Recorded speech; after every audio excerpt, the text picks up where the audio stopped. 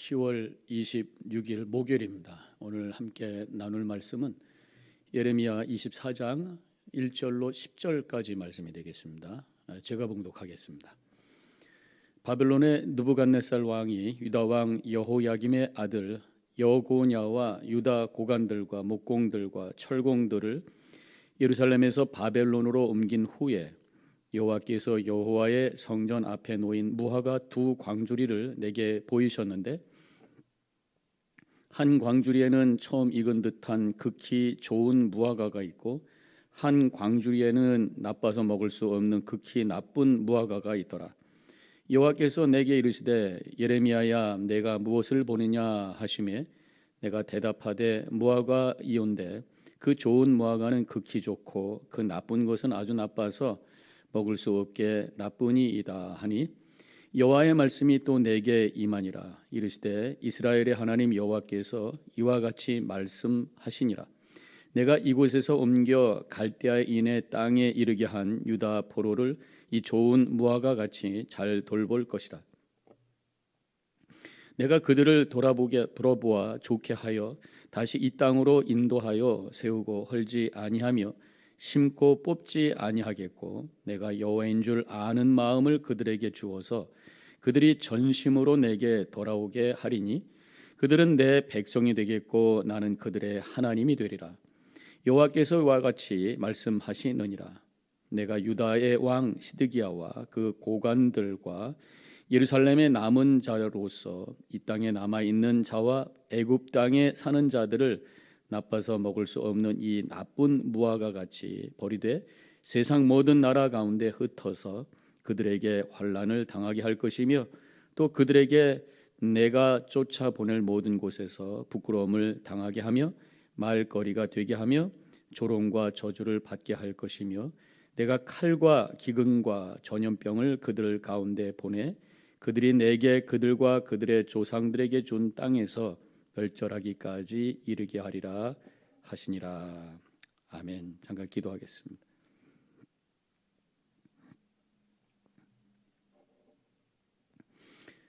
주님 감사합니다. 오늘 주신 말씀 속에서 하나님의 뜻을 깨닫고 주님의 음성을 듣고 또 결단하며 살아가기를 원합니다. 진리의 영 성령께서 이 시간 우리와 함께하여 주시옵소서. 예수님의 이름으로 기도합니다. 아멘. 지금 오늘 본문의 말씀에서 이 예레미야가 하나님의 말씀을 전할 때 그 상황을 먼저 우리가 이해를 하면 좋겠습니다. 남유다가 BC 597년이 되겠죠. 바벨론의 침략을 받게 됩니다. 그래서 시드기야 여호야김의 아들인 여호야긴 왕 때에 침략을 당하게 되죠. 그때 많은 시드기야 여호야긴 왕과 함께 많은 그 고관들 거의 10,000명을 끌고 가게 됩니다. 많은 백성들이 이제 잡혀가게 되는 그런 상황이죠. 이러한 어려운 상황 속에 있을 때에, 그리고 이제 허수아비 왕인 시드기야 왕이 통치하고 있었던 그러한 상황이었습니다. 이때에 예레미야 선지자가 환상을 보게 돼요. 하나님께서 두 개의 광주리를 보여주시는데, 하나에게는 좋은 무화과가 담겨 있고 또 한 가지에는 나쁜 무화과가 담겨 있습니다. 이 좋은 무화과하고 나쁜 무화과가 뭔가, 혹시 여러분들 무화과 나무 열매를 생거를 잡숴 보셨는지 모르겠어요. 대개 우리가 이제 파는 걸 보면 이제 말린 것들을 많이 팔고 있는데, 왜 그런가 하면은 이 무화과 나무가 따고 나서 그 보관을 오래를 못해요. 오래 할 수가 없어요. 금방 물릅니다. 제가 한번 우리 집에 키우는 나무가 있어가지고 먹어봤던 적이 있는데, 방금 딴 거는 너무 맛있고 좋아요. 그런데 조금만 지나면, 하루 이틀만 지나도 물르기 시작해서 먹기가 힘든 그런 상황이 되더라고요. 그래서 좋은 무화과는 바로 딴 싱싱한 것을 얘기하는 것이고, 나쁜 무화과는 벌써 딴 지 며칠이 돼서 물러 터져서 먹을 수 없는 이 상품 가치가 없는 무화과다, 이렇게 생각하면 되겠습니다. 결국 버려질 수밖에 없는 그런 무화과 상태를 얘기하는 거죠. 근데 지금 이 무화과가 좋은 무화과가 뭐고 나쁜 무화과가 무언가를 오늘 본문 말씀에서 설명을 하고 있어요. 5절에 보면 이스라엘의 하나님 여호와께서 이와 같이 말씀하시니라. 내가 이곳에서 옮겨 갈대아인의 땅에 이르게 한 유다 포로를 이 좋은 무화과 같이 잘 돌볼 것이라. 지금 바벨론의 침략을 받아서 이제 끌려간 그 포로들, 여호야긴 왕과 함께, 오늘 말씀에서는 여호야긴이라고는 안 나오죠. 여호야김의 아들 여고냐라고 나오는데 바로 그 왕이 여호야긴 왕을 의미하는 것이에요. 자, 이렇게 잡혀간 사람들을 좋은 무화과라. 아니, 포로로 잡혀간 사람들이 무슨 좋은 무화과인가? 왜 좋은 사람들인가? 그런 질문을 할 수가 있어요. 사실은 하나님께서 이 바벨론이 쳐들어오기 전에 이미 예레미야 선지자를 통해서 항복하라고 말씀했어요.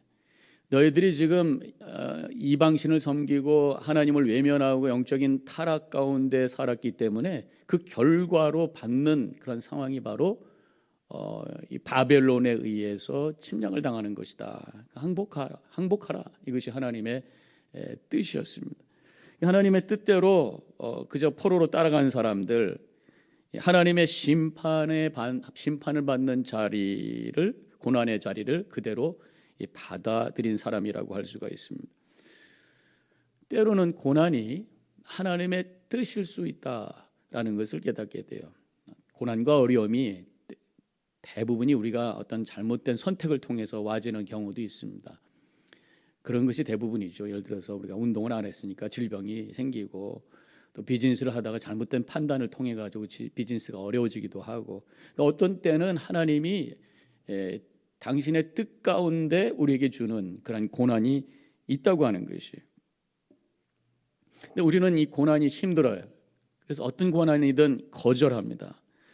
받아들이고 싶지 않아요. 그러다 보니까 고난이 왔을 때 충격받게 되고 절망하게 되고, 우리가 아무것도 할 수 없는 그런 상황에 있을 때에 이것이 하나님의 뜻이라고 우리가 오히려 그것을 받아들이면서 그 고난 속에서 오히려 하나님의 뜻을 찾아가며 주님을 오히려 더 간절히 바라고 주님이 이 고난 가운데 함께 있다고 하는 것을 믿음으로 고백하면서 고난을 이겨나갈 때에 오히려 고난 속에서 우리의 영혼이 정금같이 아름답고 순수한 영혼으로 새로워지게 된다고 하는 것입니다.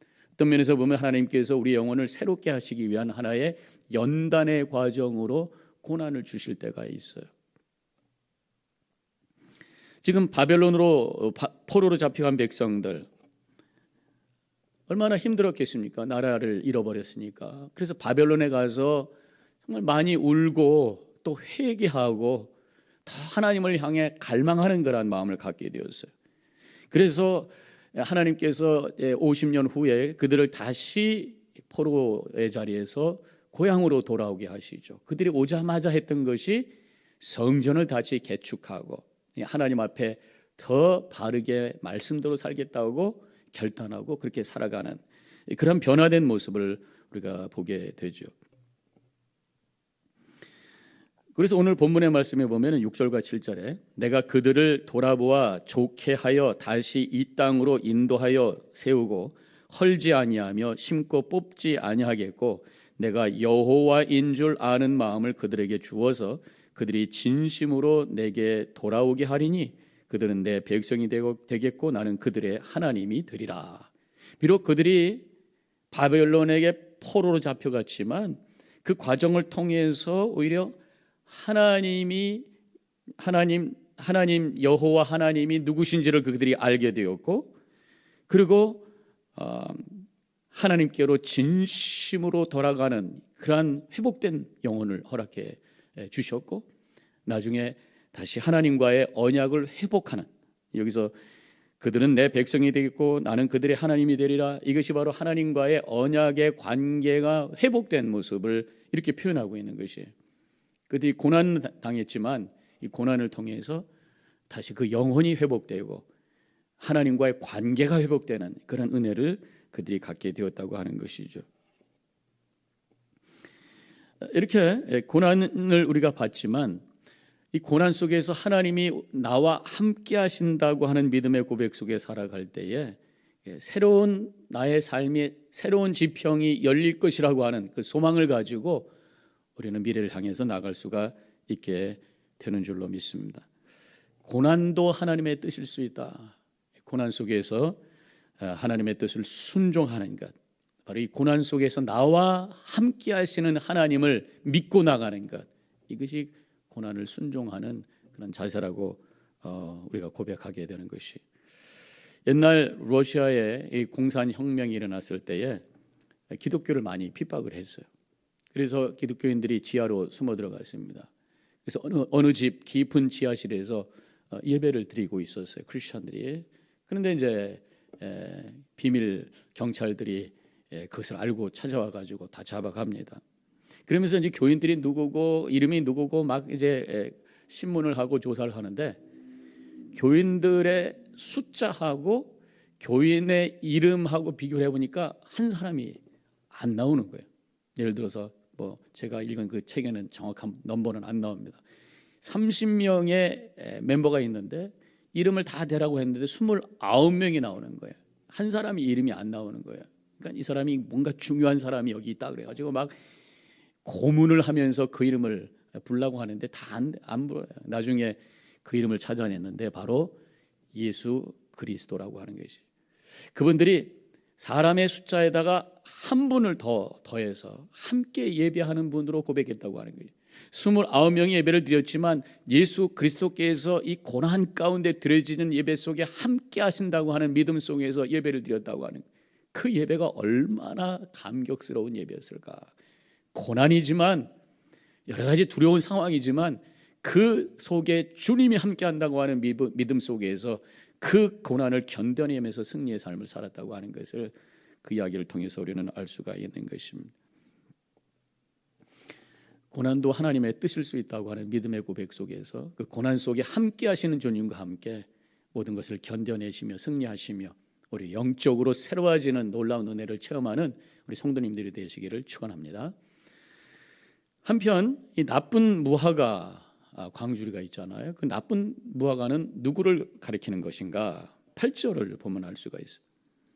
내가 유다의 왕 시드기야와 그 고관들과 예루살렘의 남은 자로서 이 땅에 남아있는 자와 애굽 땅에 사는 자들을 나빠서 먹을 수 없는 이 나쁜 무화과 같이 버리되, 지금 남아있는 사람들, 포로로 안 잡혀가고 남아있는 사람들, 그리고 애굽으로 간 사람들, 이 사람들은 어떤 사람인가 하면 하나님이 바벨론에게 항복하라고 예레미야를 통해서 말씀하셨는데 그 말씀을 듣지 않고 어떻게 해서라도 애굽을 통해 가지고 이 바벨론하고 저항해서 싸워서 좀 버텨보려고 했던 그런 사람들을 얘기하는 것이죠. 사실 그 당시에 통치하고 있었던 이 시드기야 왕이 그러다가 나중에 비참하게 이제 죽는 얘기가 또 587년 BC 587년에 바벨론이 쳐들어와서 아주 비참하게 죽는 얘기가 나오죠. 이렇게 하나님의 뜻을 제대로 알지 못하고 하나님의 뜻과 반대되는 그 일을 했을 때 그들이 나쁜 무화과다 그렇게 말씀하시는 것입니다. 근데 우리가 상식적으로 생각해 보면은 지금 나라가 지금 바벨론에 의해서 함락이 되고 막 포로로 잡혀가는데 이 나라를 지키기 위해서 어떤 일이라도 해야 될 거 아닙니까? 애굽을 데리고 와서 어떻게 연합 전선을 피든지, 우리의 생각으로는 당연히 그렇게 해야 된다고 생각할 수 있지만 하나님의 생각은 달랐다고 하는 거예요. 하나님께서는 이스라엘 백성들을 그 포로의 기간을 통해서 다시 새롭게 단련을 시키려고 하는 그 하나님의 계획이 있었다고 하는 것을 우리는 구원사를 통해서 보게 되잖아요. 그러나 그 당시 그 자리에서는 우리 인간의 생각 가지고는 당연히 바벨론과 맞서야 되고 당연히 어려우니까 애굽이라고 하는 나라를 끌어들여 가지고 이것을 저항해 봐야 되겠다는 생각을 할 수밖에 없는 상황이었지만 하나님의 뜻이 아니었다고 하는 것입니다. 때로는 하나님의 뜻이 우리의 상식과 우리의 논리와 우리의 사고를 초월하는 차원의 것이 될 수 있다고 하는 것, 우리가 분명히 알고 내 생각과 내 논리 속에서 머무르고 그것에 의해서 결정하고 판단하고 행동하는 것이 아니라 늘 말씀을 통해서 기도를 통해서 하나님과 영적으로 교통함으로 말미암아 하나님의 뜻이 무엇인지를 깊이 깨달아서 주님의 뜻대로 결정하고 판단하며 살아갈 수 있는 우리 성도님들이 되시기를 주님의 이름으로 간절히 축원합니다. 그렇게 살 때에 하나님께서 우리를 통해서 위대한 역사를 이루시고 하나님의 구원의 역사의 한 모퉁이를 채울 수 있는 그런 위대하고 복된 인생을 살아가게 될 줄로 믿습니다. 하나님의 뜻을 깨달을 수 있도록 더욱 겸손히 주님 앞에 나아가는 주님의 백성들 되어주시기를 주님의 이름으로 간절히 축원합니다. 기도하겠습니다. 때로는 고난이 하나님의 뜻일 수 있다고 하는 것, 그것이 오늘 말씀을 통해서 우리에게 주신 교훈이고, 때로는 우리가 생각하는 상식을 초월하는 하나님의 뜻이 있다고 하는 것 인정하면서 겸손히 주님 앞에 엎드릴 수 있는 저희들 되게 하여 주옵소서. 언제든지 하나님의 뜻이 무엇인지를 물을 수 있는 겸손을 주시고 말씀과 기도로 늘 하나님의 뜻을 가슴에 담고 순간순간 바로 판단하며 지혜로운 삶으로 하나님께는 영광이요 우리에게는 복된 인생을 살아갈 수 있는 우리 모든 성도님들 되게 하여 주시옵소서. 감사하며 예수님의 이름으로 기도합니다. 아멘.